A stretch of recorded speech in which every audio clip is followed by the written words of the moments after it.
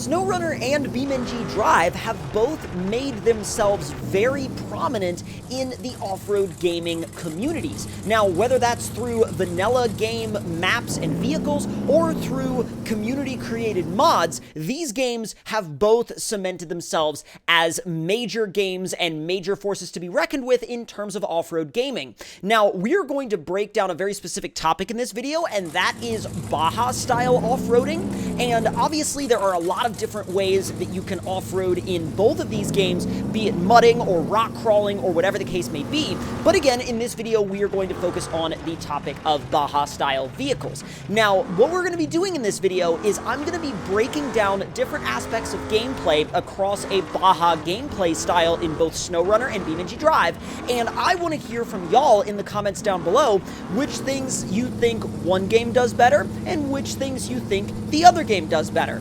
The only thing I will let you know before we get into any of this is I don't want to see any, well, this game is good and this game is crap. That doesn't really add anything to the conversation. And with that out of the way, let's go ahead and dive right into it. And we're going to start with SnowRunner. Now, the modded vehicle that I am using is a 2022 and up Toyota Tundra trophy truck build by Yeah Buddy, and you can find more information about this particular truck via the link in the description down below. Now, this is obviously branded in PC only, but the map that we are on, which is Desert Proving Grounds Stage 1, should be available on most consoles. I'm not sure if it's available on next gen yet, but it should be available on previous gen at the very least, and I'm not too sure about Switch. Please check your mod browser for details. Now, the obvious differences that we see right from the surface between SnowRunner and BeamNG.Drive are obviously Beam has the soft body physics, and Beam also has a much deeper simulation model in terms of the way different objects interact with each other, because obviously they're all comprised of their own individual beams and nodes, which creates a different and much deeper level of object interaction. Now, on the SnowRunner side of things, however, you have a much deeper terrain deformation system, and Beam doesn't have much in the way of terrain deformation. I mean, mud is kind of sort of heading that direction, but it's nowhere near what SnowRunner has in terms of mud and snow. So those are going to be your main differences, obviously, and right off the bat, I'm sure a lot of the hardcore simulation people are always going to go for Beam. And this was not to persuade any hardcore simulation fans away from Beam, but more to highlight the fact that a lot of people that play one of these games also play the other. And I think that's really interesting because you wouldn't have that if these games didn't offer different things. Because there's a lot of people out there that will say, well, because of X, Y, and Z, BeamNG will always be a better off-road experience than SnowRunner. And if you're judging that solely based off of the way, say, for example, the rubber of the tires interacts with the rocks or the dirt and things like that, yes, BeamNG would objectively be better.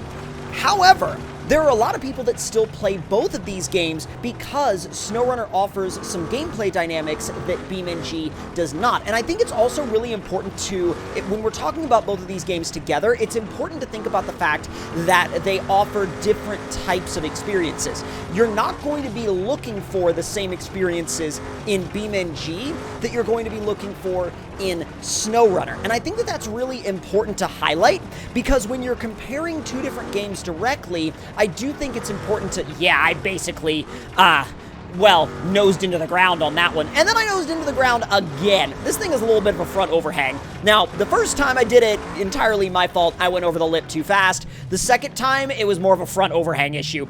But back to what I was saying previously, these games both offer a couple of different things that you're not going to find in the other one. Now, obviously, we do have to talk about the elephant in the room, or at least one of the elephants in the room. I don't know, there's multiple elephants in here. I feel like you would hear them or see them if there were multiple. Even if there was one, I feel like you'd hear it or see it, or at least, you know, could tell that there was a presence. Either way, The elephant in the room that I'm referring to is the fact that SnowRunner also has a console user base. BeamNG obviously does not. Now, a game like BeamNG would be extremely difficult to run on a console because one of the whole purposes of BeamNG is to continue to update and enhance and push a physics system to new levels, especially levels beyond what it was in the last version. And when you're constantly adding more and more and more things, it makes sense that developers would not want to be constrained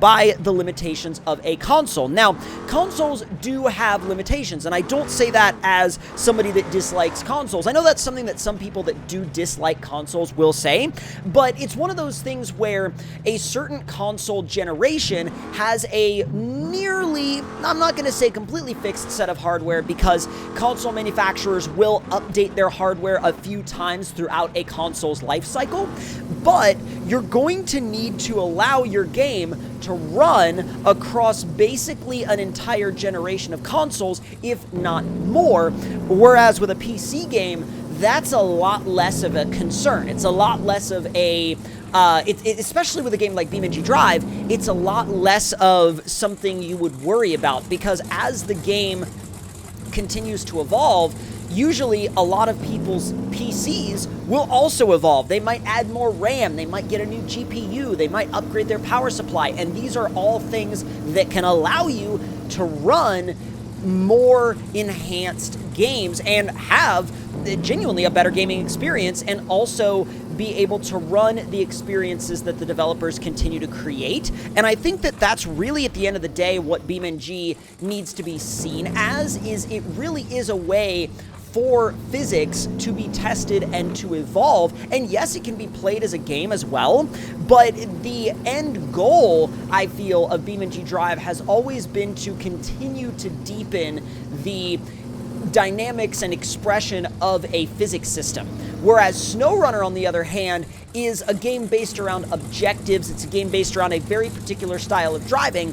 Whereas in BeamNG, I mean, you can go from racing around a racetrack, you know, a paved racetrack with a modified car, to jumping the dunes in a trophy truck. It's really all up to you.